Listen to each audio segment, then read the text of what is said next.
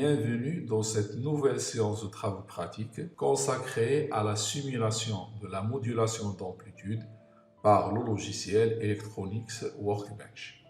C'est la suite de la leçon concernant la modulation et la démodulation d'amplitude. On se rappelle du montage qu'on a utilisé pour la modulation d'amplitude. Maintenant, on va utiliser en premier lieu une diode. Cette diode va récupérer la tension modulée à la sortie du multiplieur. Puis on va avoir besoin d'une résistance pour visualiser la tension à la sortie de la diode. On va relier la diode au multiplieur, puis la diode à la résistance, puis on ferme le circuit. Sur l'oscilloscope, on va visualiser la tension au bord de la résistance, c'est-à-dire à la sortie de la diode. La masse de l'oscillo à la masse commune du circuit. Puis sur la voie 1, on va visualiser la tension au bord de la résistance en couleur rouge.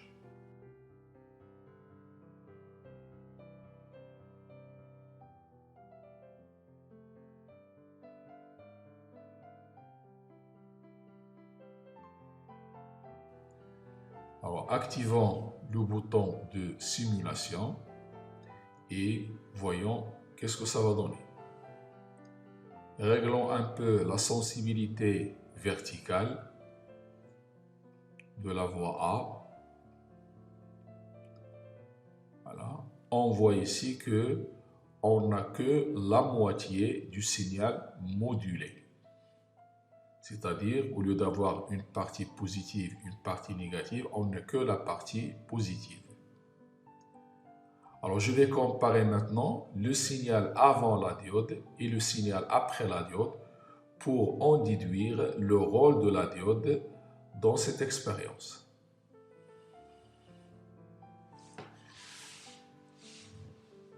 Cette tension sera visualisée en bleu. Alors, on se rappelle bien de la tension modulée, c'est-à-dire le produit de la tension haute fréquence et la tension basse fréquence plus U0. Sur l'autre voie B en couleur rouge, je vais revisualiser la tension après la diode. Donc, on va séparer les deux tensions bleues et rouges pour voir ce qui se passe réellement. Voilà, ici on voit que lorsque la tension est croissante, la diode laisse passer le courant. Lorsque cette tension est négative, la diode bloque le courant. Donc elle est passante dans un sens lorsque cette tension est positive et bloquée lorsqu'elle est négative. Donc le rôle de la diode, c'est le redressement de la tension modulée. Et n'en garde que la partie positive du signal modulé. Voilà, donc le signal bleu, il est tantôt positif et parfois négatif. Maintenant, il ne reste que la partie positive. On continue la démodulation en utilisant un condensateur en parallèle avec la résistance R. C'est-à-dire, on doit avoir un dipôle RC parallèle appelé filtre passe-bas. C'est-à-dire, un dipôle qui laisse passer le signal de basse fréquence et élimine le signal de haute fréquence. On va voir la tension au bord du condensateur sur la voie A. Et pour avoir cette tension, la constante de tantôt du circuit RC doit vérifier la condition qu'on voit sur l'écran.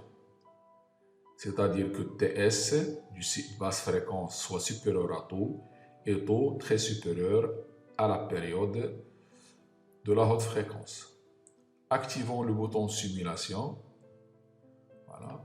On voit ici qu'on n'a obtenu que l'enveloppe du signal précédent, c'est-à-dire l'enveloppe du signal modulé. Je visualise ce signal modulé sur la voie B et comparer ce qu'on obtient sur la voie A, c'est-à-dire au bord du condensateur, avec la tension modulée en bleu.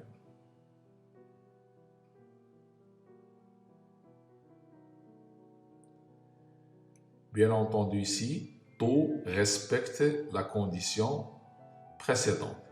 C'est-à-dire que ce dipôle RC va détecter l'enveloppe du signal modulé. Comme vous voyez ici, le signal en rouge, il va juste avec les variations des amplitudes du signal modulé. On a dit qu'on a détecté l'enveloppe de ce signal. Cette enveloppe de ce signal possède une basse fréquence. Et ceci dans la condition où taux elle est supérieure à TP, inférieure à TS. Au cours de cette opération, lorsque la tension modulée augmente, le condensateur se charge et lorsqu'elle diminue, le condensateur se décharge. Et ainsi de suite. Donc la courbe en rouge, c'est le résultat de la charge et la décharge du condensateur. Donc le signal à la sortie de la diode va charger le condensateur qui se décharge après. Donc le dipôle RC parallèle récupère l'enveloppe du signal qui correspond en fréquence au signal modulant. La fréquence du signal en rouge, elle est identique à la fréquence de l'information, c'est-à-dire à 100 Hz. Maintenant, on va voir l'influence de taux du circuit RC sur la qualité de la détection de l'enveloppe. Ici, on a choisi que taux est égal à TS. Donc, on va voir ce qu'on obtient lorsque taux est égal à TS. Alors, la courbe ici, en rouge, ne suit plus l'enveloppe. La montée en charge, elle est correcte, mais la décharge est trop lente. On va maintenant voir une autre valeur de C, par exemple 270 nanofarad, tel que taux soit à peu près égal à TP, c'est-à-dire que taux égale à la période de la haute fréquence. On voit que la montée en charge, elle est rapide, comme la décharge aussi, elle est rapide. Donc la montée et la décharge sont trop rapides et le signal rouge ne suit plus les variations de l'enveloppe. Donc on a une mauvaise détection dans le cas où TP est à peu près égal à taux ou bien TS à peu près égal à T. Reprenons la valeur initiale de la capacité C telle que la constante de tantôt vérifie la condition nécessaire, c'est-à-dire elle est inférieure à TS et supérieure à TP. On voit ici que la courbe en rouge suit les variations de l'amplitude, donc on a une bonne détection. On peut l'améliorer en prenant par exemple 2 microfarads.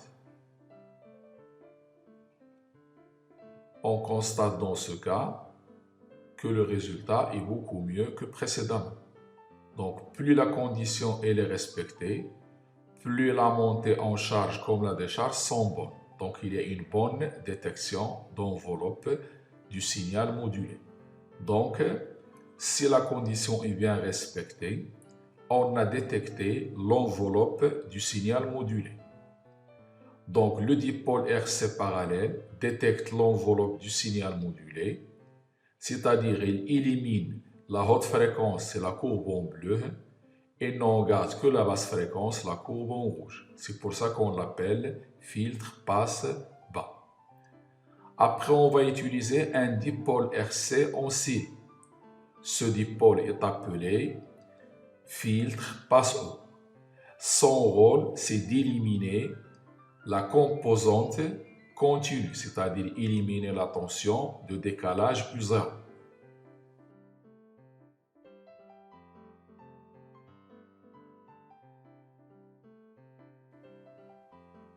Alors, le condensateur de capacité C sera relié à la borne du condensateur précédent, puis la nouvelle résistance avec le condensateur en série et on ferme le circuit.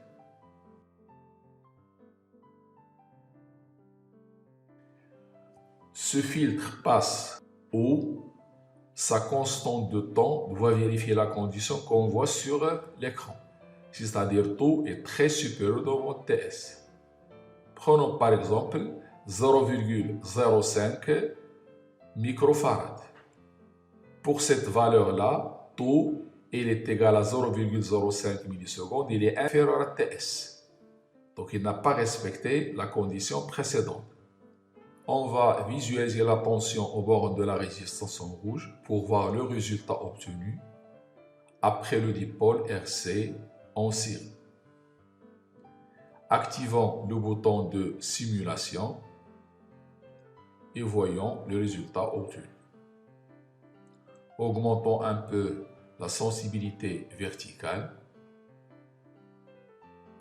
Donc on voit que le signal obtenu ne ressemble en rien à un signal sinusoïdal. Je rappelle le signal sinusoïdal, c'est-à-dire la basse fréquence plus U0.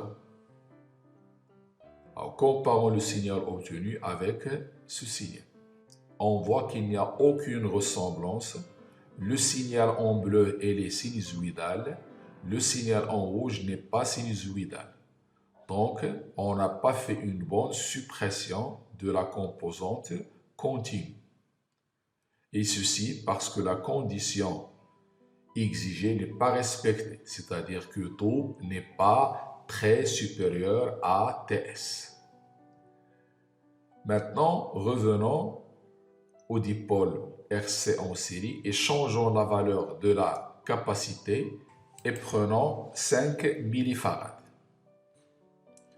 Dans ce cas, la constante taux du circuit RC en série, il est égal à 5 secondes, elle est très supérieure devant TS. Donc, le signal en rouge doit ressembler au signal en bleu en fréquence. C'est-à-dire qu'ils doivent avoir la même allure sinusoïdale et la même fréquence. Et comme on voit, le résultat, il est bon. C'est-à-dire que le signal obtenu après la suppression de la composante continue, elle est sinusoïdale et de même fréquence que le signal bleu, c'est-à-dire l'information. N'oublions pas que les deux signaux ont la même fréquence et n'ont pas la même amplitude. Donc, en respectant la condition taux très supérieur devant TS, on obtient une bonne suppression de la composante continue. Donc, en résumé, on a d'abord un redressement grâce à la diode, puis une détection d'enveloppe grâce au dipôle RC parallèle, avec une condition précise, taux doit être très supérieur devant TP et inférieur à TS. Donc cette détection d'enveloppe, elle est suivie d'une suppression de la composante continue, avec la condition que le taux du circuit RC en série doit être supérieur à TS, c'est-à-dire la période du signal informatif. Le signal obtenu après, c'est-à-dire le U, elle est identique à US en fréquence et non en amplitude. Merci de votre attention et à la prochaine séance de travaux pratiques.